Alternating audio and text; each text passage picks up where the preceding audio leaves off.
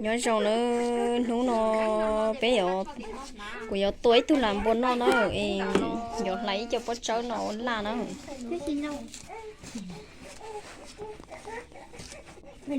nó lo còng đi bé tôi nó bị say nó bớt chân được ta cái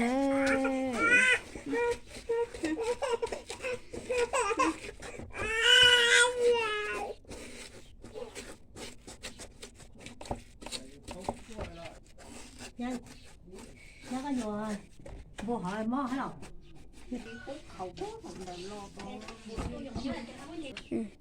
chắc là một sáng chị nó chỉ hậu táo nữa giờ xong táo hậu thì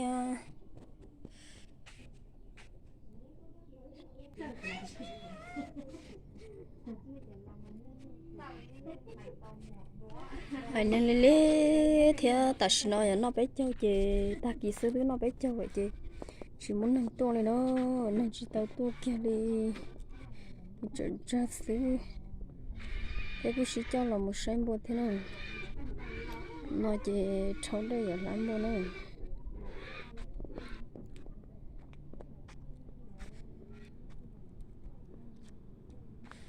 thôi giờ đây nó lắm bữa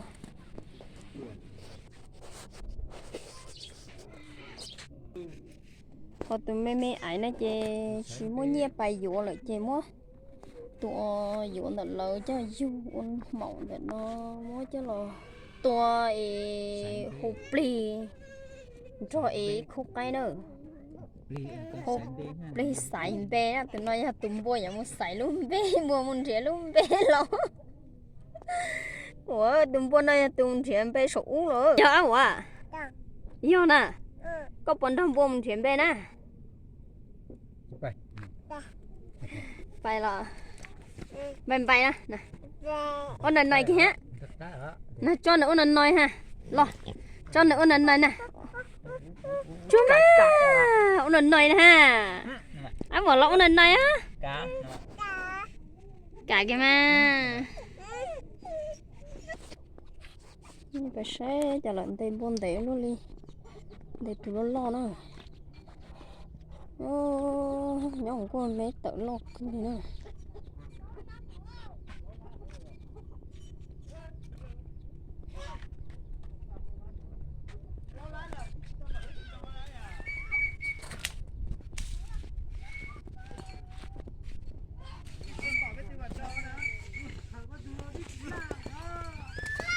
bỏ hết chị nhung nó cái chim à lọ cái chim nó tàn lý trời ơi chị nhung nó cái chim nè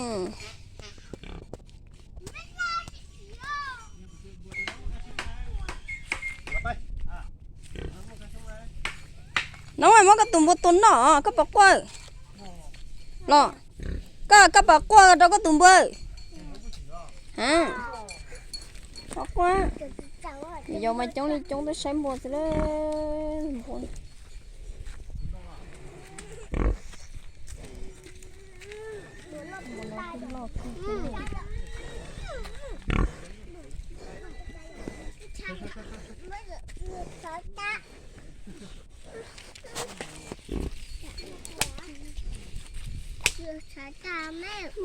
Chào tao.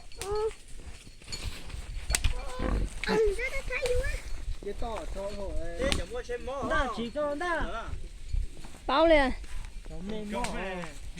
bao mỏ chỉ mỏ à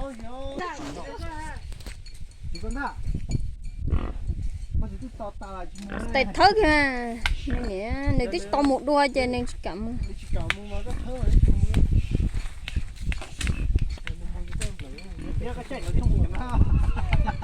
bé xong dụ cái thổi cận rồi dụ con nhẹ là chứ dụ cái là bố vậy bé xong Đây, đó.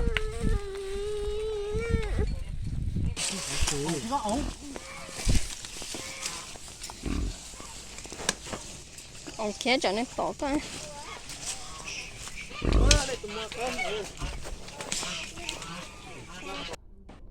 nó chỉ bé xí cho là từ tao nữa nó như lúc trẻ mèo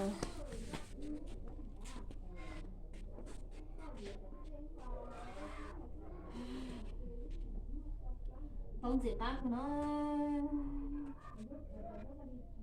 để từ giờ tấu nó giờ tấu nó chơi tấu tôi sẽ cá chắc lời đó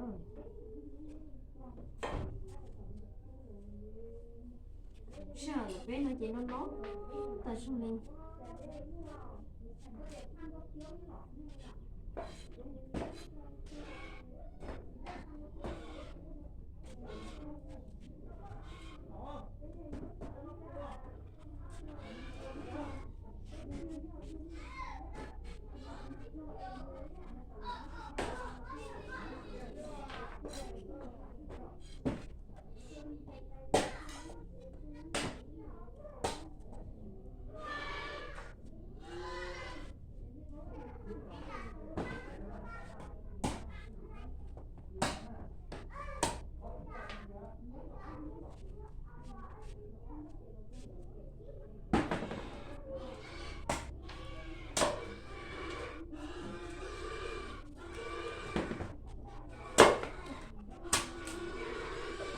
tìm món đồ nữa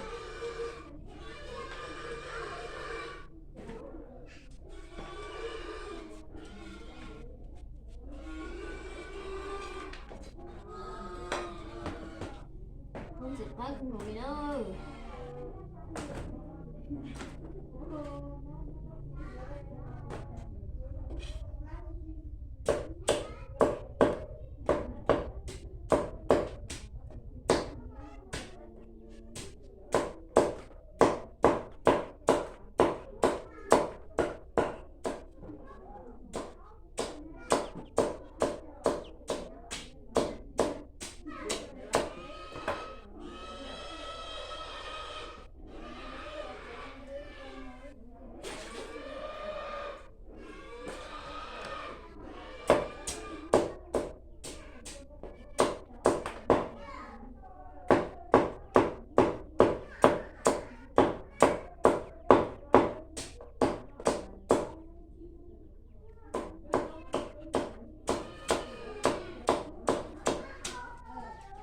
cá tiêu nó kia chẳng nó mà cá tiêu rồi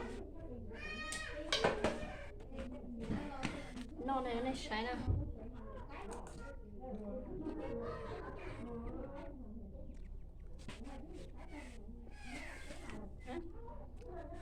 그게 기억나? 오빠 좀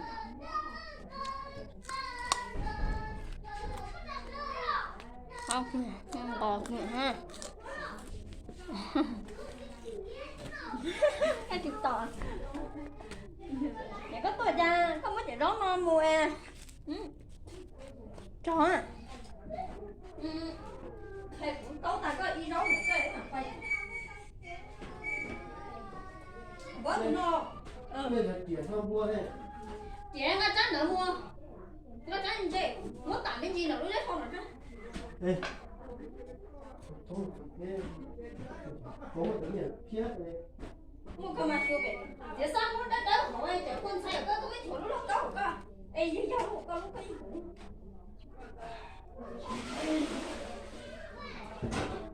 có tiền tấu của con đây cho con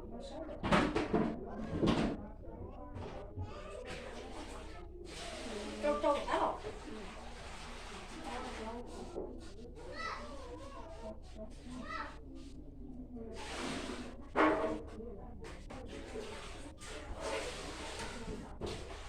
này to chỉ lấy nha to chỉ lấy nha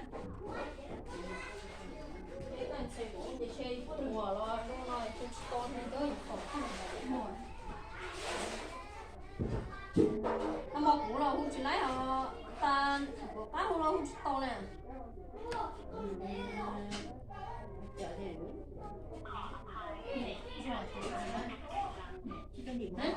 bây giờ xa nữa nè giờ có tông đĩa có em mình nhủ có chỉ con đĩa đâu mà giờ con lấy nè không thành to chỉ lấy con chạy test không mà xuống cả nhau chị tiệc thi nhỉ hả? Thế thì rồi mới nhớ phải chế này chị chú nó chỉ nhà đấy. À, chị rồi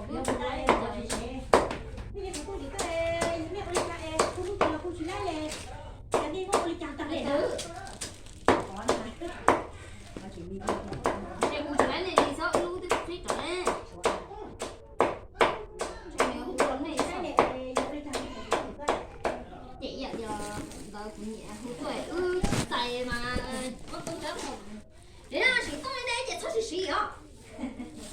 Chị đó. chứ chứ một lộ chứ một rồi Rồi mà. Một rồi một đây chia một liền. Tại mỗi được xa đế chẳng ít chú thì không nó là thì chú là chị này à. thì thầy muốn để thôi cơ Cứ để nó ở đây đấy chú à Đây một em chị nó. để sáng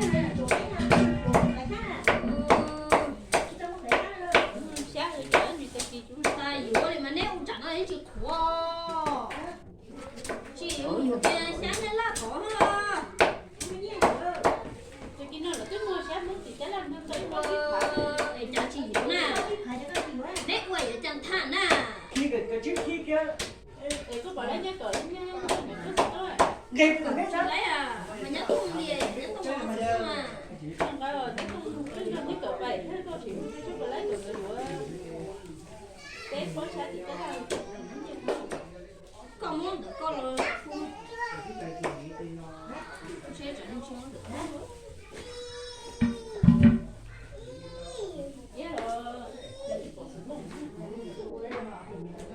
Đây là mỗi con chìa con này. Cái nhất sự quá. Không có với nhất sự ta. Cái nhất sự bây giờ cái nhất sự chốt tao như này.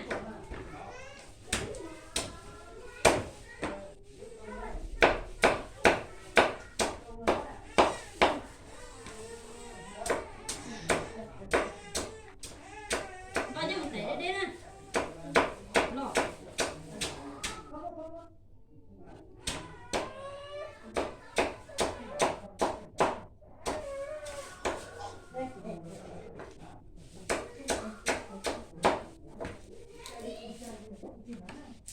Thế chị.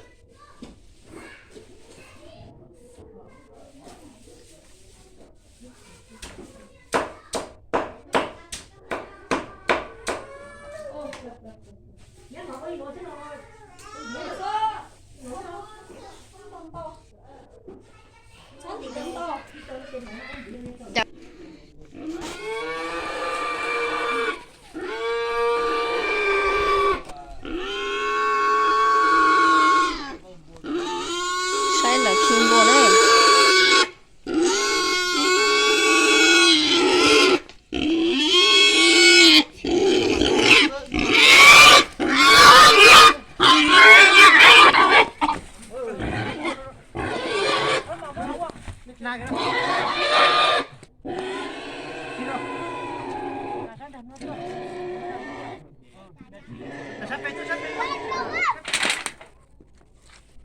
Đấy một tổ có bạc có rồi.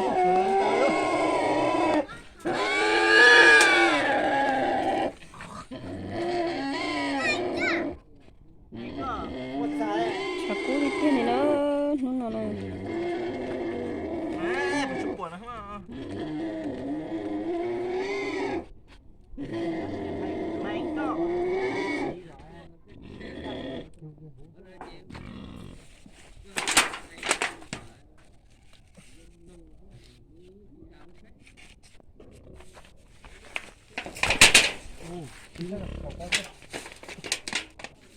Đi mỏ này.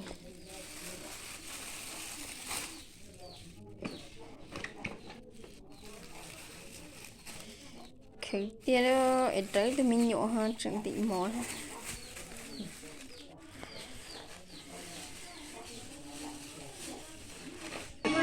cái mà nó tông tiền á có nhà tông à nhưng có nó tông lực tăng rồi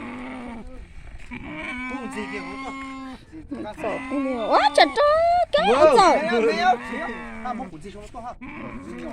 sợ theo ở tôi thì chừng một bà khẩn cho bà tới tới xin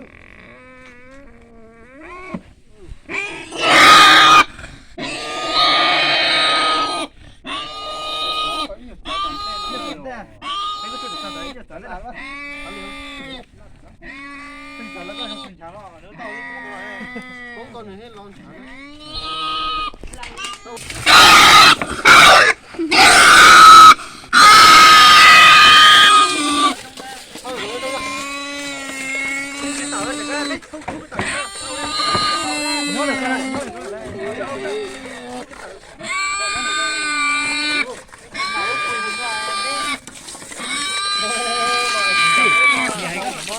tỷ ha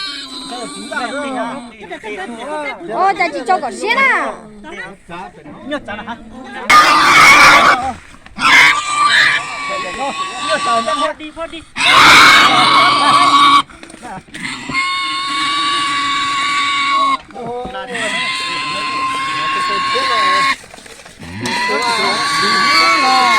chỉ xì ya thử ra chỉ là đấy cũng à à chỉ sáu cái chuyện anh đó cũng sống bao nhiêu nhân chứ nó để cho ha mẹ ăn đấy con chỉ mẹ ải ơi cho đây mẹ ải cho hổ sao luôn thôi kia nó đi kia này con nó kia kia cái này nhớ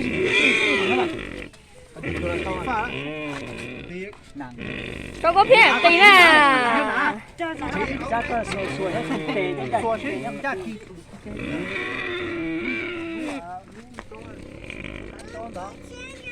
khỏi rồi chỉ bỏ lên cái váy chết rồi